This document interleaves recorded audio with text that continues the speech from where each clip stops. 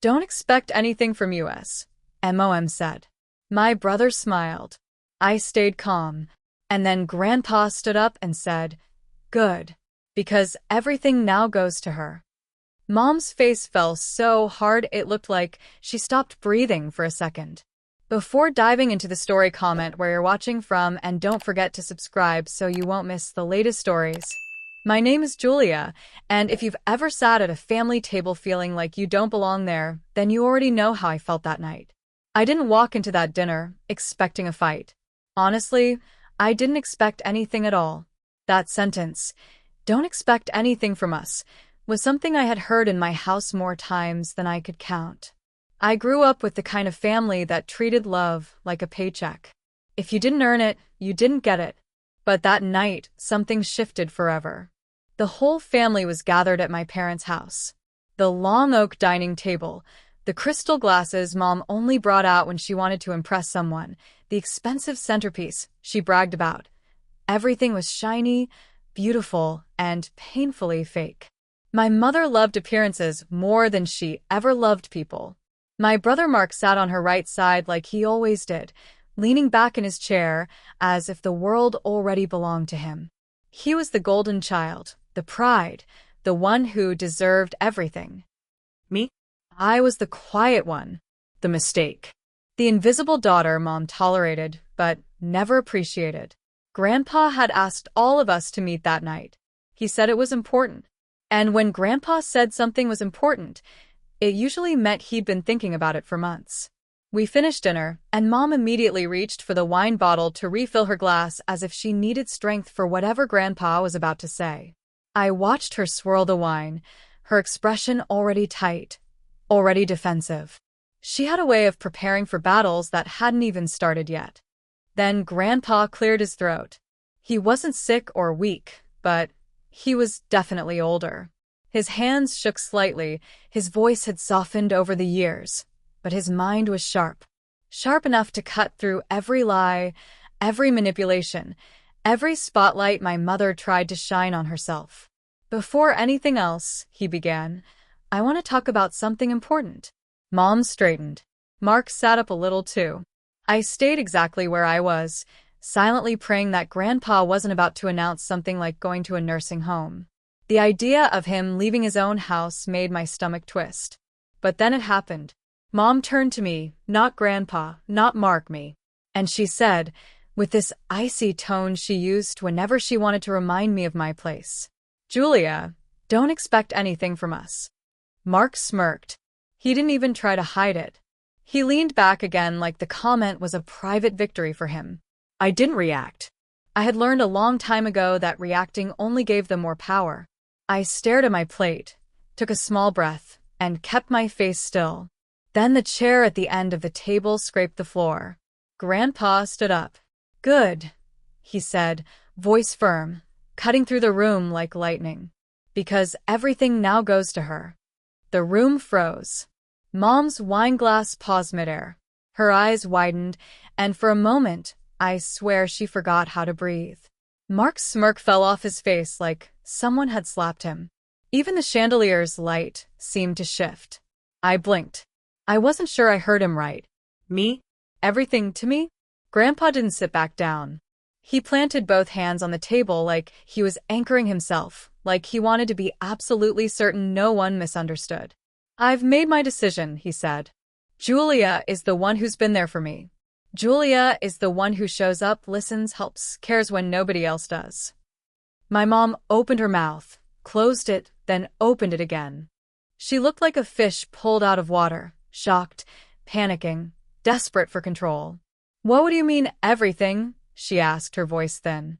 Grandpa didn't flinch. "The house, the land, the savings, the business shares, everything I own. It's all going to Julia." The air felt heavy. Even breathing took effort.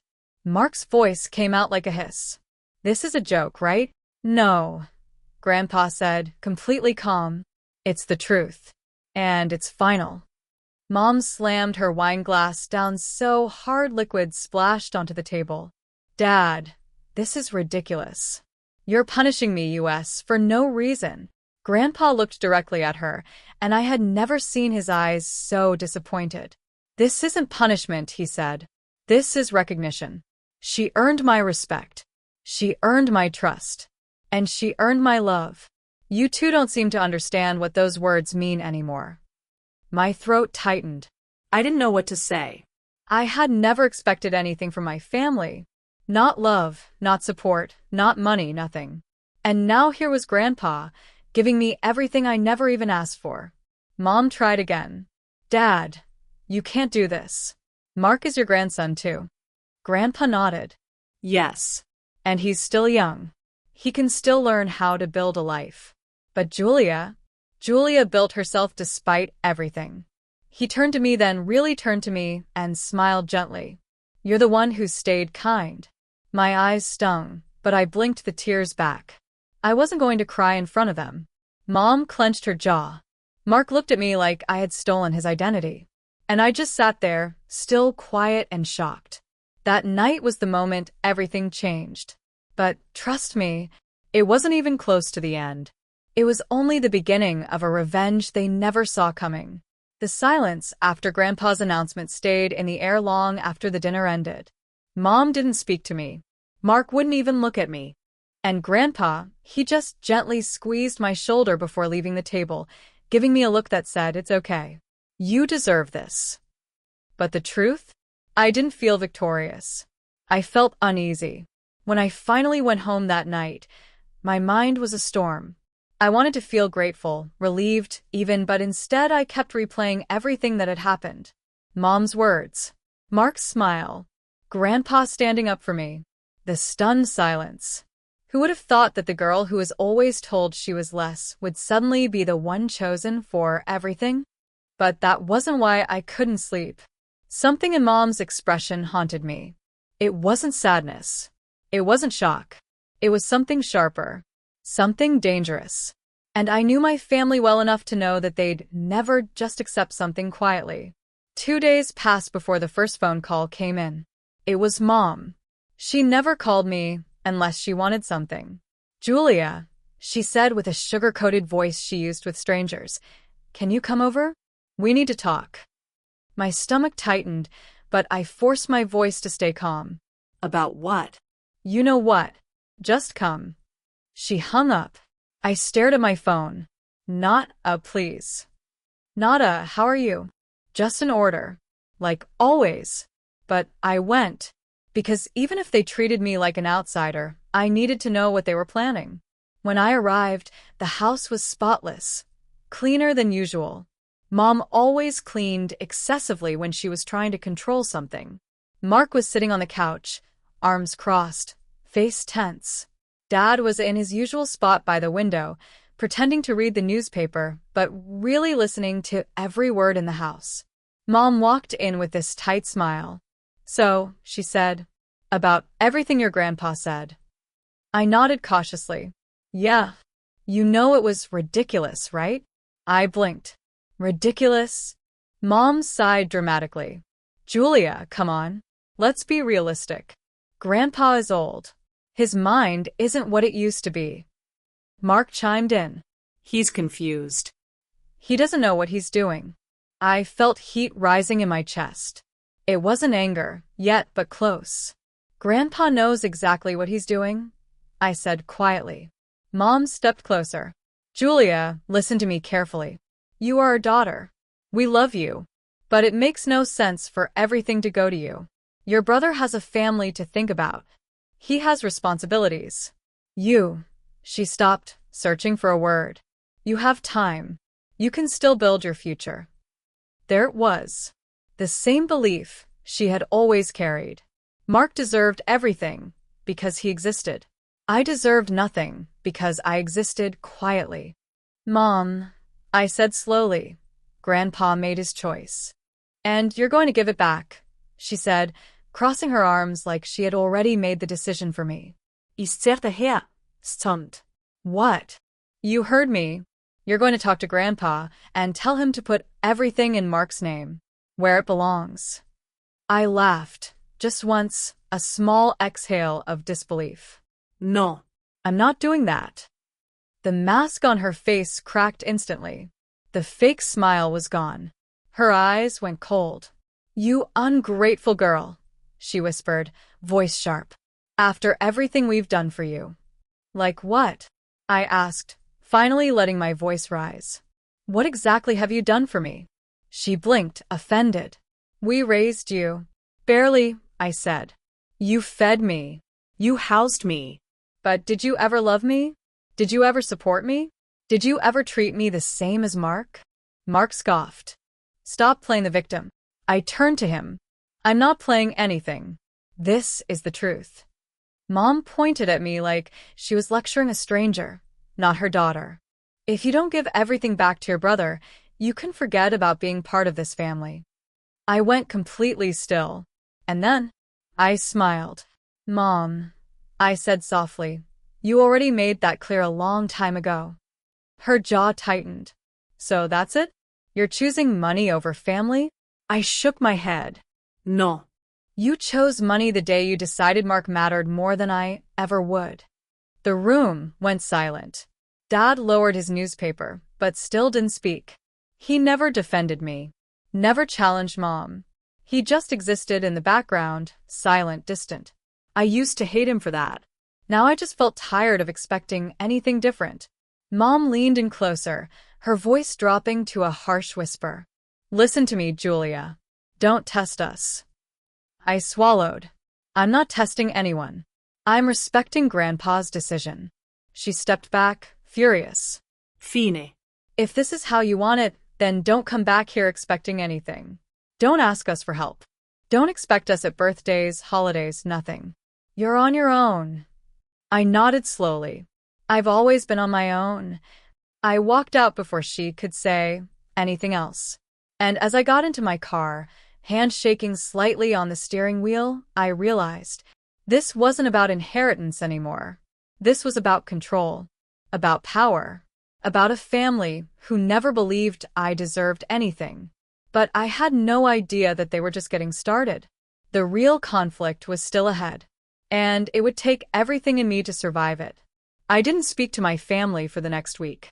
Not because I wanted revenge, not because I was angry, but because I needed to breathe. My whole life had been shaped by their control, by Mom's judgment, Mark's entitlement, Dad's silence. For once, I needed clarity. And Grandpa was the only person who had ever given me that. So the next morning, I drove to his house. When he opened the door, his face softened instantly. "Julia, I was hoping you'd stop by." I hugged him tightly. "Grandpa, did you know they were going to react like this?" He chuckled bitterly. "Oh, sweetheart, I knew they would react worse." Inside, he made us tea the way he always did. Too much sugar, but somehow perfect. We sat at the small round kitchen table that had seen more real conversations than my parents' entire dining room ever did. "I'm sorry," I said quietly. For what? He asked. "For everything blowing up. For Mom being, well, Mom." He sighed. "Julia, none of this is your fault. If anything, this should have happened years ago. I should have spoken up sooner. I let your mother believe she could treat you however she wanted. That's on me." I shook my head. No. "You were the only one who ever treated me like family." His eyes creased with sadness. "And that's exactly why everything is going to you." I hesitated. "Grandpa, they're furious. They won't stop." "Oh, I know," he said calmly. "Your mother sees life like a scoreboard. She thinks love is something you earn by doing what she wants. She thinks inheritance is a prize for loyalty. She doesn't understand that loyalty and control are not the same." Before I could respond, Grandpa reached across the table and took my hand. "Julia, listen to me. This isn't about money. This is about making sure the person with a good heart carries the family forward. You're the one who's visited me every week. You're the one who helped when I fell and didn't tell anyone. You're the one who never asked me for a dime. That's why this is yours." I swallowed hard. "I'm just worried. Mom won't accept this." He nodded. No. "She won't. But I've made my decision. And I've already filed the paperwork." "What paperwork?" I asked. Grandpa leaned back. The legal transfer. The trust. My will. All of it. It's sealed and protected. Protected. That word should have given me peace. But it didn't. Because later that night, everything escalated. It was nearly 10 p.m. when my phone rang again. I almost didn't pick up when I saw my mother's name. But something told me I should answer. The moment I pressed the green button, her voice exploded through the speaker. Julia, what did you do? I froze. Mom, what are you talking about? You convinced him, she screamed. You brainwashed my father. You manipulated him into giving you everything. I closed my eyes. Mom, I didn't convince him of anything. He made up his mind before I even knew. Liar, she shouted. You think I don't know how you play the victim? You've been planning this for years, haven't you? Just waiting for the perfect moment to steal everything from your brother. Her words were sharp, venom-filled, and darkly familiar. Mom, I whispered, please stop. She didn't. Oh, you're going to regret this, Julia. I promise you that. You have no idea who you're dealing with. And then she hung up. I sat there for a full minute, phone still in my hand, heart racing. It wasn't just her anger that scared me. It was her certainty, her confidence, like she already had a plan. 2 days later, Grandpa called me. Julia, can you come over? He said, voice unusually quiet. My stomach dropped. Is everything okay? No, he said. Your mother was here. I felt cold. What? What did she say? She accused me of losing my mind. Told me she's planning to challenge everything in court. I clenched my jaw. Of course she is. But Grandpa wasn't finished. And she didn't come alone. She brought Mark. My pulse quickened. What did he do? Grandpa sighed. He yelled at me. Said I was betraying the family. Said you didn't deserve anything. He tried to guilt me. When that didn't work, he threatened to cut me off. I felt sick. Threatening an old man, her own father, because she didn't get what she wanted. Grandpa, I'm so sorry. He shook his head. Julia, listen. This isn't your burden. This is their greed. You have nothing to be sorry for. But I did feel sorry. Sorry that the man who had shown me love was being punished because of me. And then he said something that made my heart stop. Julia, I'm worried they're going to try something bigger. What do you mean? He rubbed his forehead. Your mother believes everything in life belongs to her by default. If she can't get it legally, she might go further. Further. I whispered. He looked at me with tired eyes. She might try to take control of me. The words hit me like ice. Take control. Not just the money. Him. Suddenly, this wasn't just about an inheritance. It was about protecting the only person who ever protected me. And it was about stopping a family who would cross any line to get what they wanted. The conflict wasn't coming. It had already begun. Grandpa's warning stayed with me for days. Your mother might try to take control of me. Those words echoed in my head every time my phone buzzed, every time a car slowed down near my apartment, every time I drove past my parents' neighborhood. I had seen Mom manipulate people her entire life. Neighbors. Friends. My dad. Mark. She could twist any situation, any story, and turn herself into the victim. But trying to take control of Grandpa, that was a new line. A line I didn't think even she would cross. I was wrong. Because one Thursday morning, everything exploded. It started with a text from Grandpa. Julia, please come. It's urgent. No puntuación. No emojis. No worms. Just cold urgency. I got in my car instantly. When I reached his house, the front door was slightly open. Not enough to make it suspicious, but enough to make my heart pound. I pushed the door gently. Grandpa. Silence. Grandpa. I walked in fast, turning corners, checking every room until I reached the living room. And that's where I saw him, sitting on the couch. Not hurt, not unconscious, but pale. Drained. Hands shaking, eyes red. And sitting across from him was my mother. She looked up at me with a smile so artificial it almost made my stomach turn. There you are, she said sweetly, like she was greeting a guest at a party. We were just talking about you. Grandpa didn't look at me. He couldn't. Something was wrong. Very wrong. Mom, what are you doing here? I asked, walking toward Grandpa, trying to read the room. Mom held up a set of papers. Legal papers. The kind that make your throat close the moment you recognize the format. I came to help your grandfather fix a mistake, she said casually. He's signing new documents. Ones that actually make sense. My heart slammed against my ribs. What documents? She tilted her head. Well, since he's not in the right frame of mind to make decisions, I'm becoming his guardian. And once that's done, I'll be handling everything. Everything. The house. The land. The money. His medical decisions. His entire life. Mom, you can't do this, I said, voice trembling with anger. I already did, she said smugly. All he has to do is sign. I looked at Grandpa. His eyes met mine, full of fear and exhaustion. Julia, she won't leave, he whispered. She's been here since 7 this morning. 7 in the morning? That meant she'd cornered him for hours. I felt heat rising in my chest, but I forced myself to stay calm. Mom, you're manipulating him. You know he's not incompetent. He's sharp. He understands everything. Mom's expression hardened. He's old. He's confused. He doesn't know what he's doing anymore. No, I said sharply. He doesn't know what you're doing.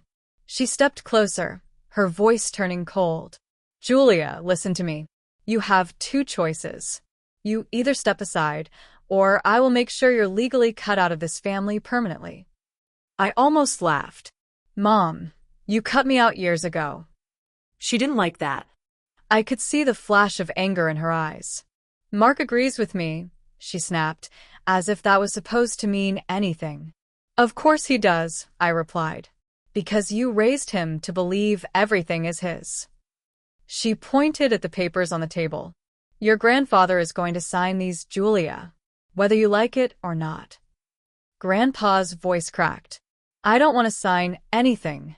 Mom slammed her hand on the table. Dad, stop being stubborn. That was it. I stepped between them. Don't yell at him. Her eyes narrowed. Move. No. Her voice dropped to a dangerous whisper. Julia, you don't want to start a war with me. Mom, I said firmly. The war started when you decided Grandpa's life was something you could own. She laughed bitterly. You think you can win against me? I've handled every legal issue in this family.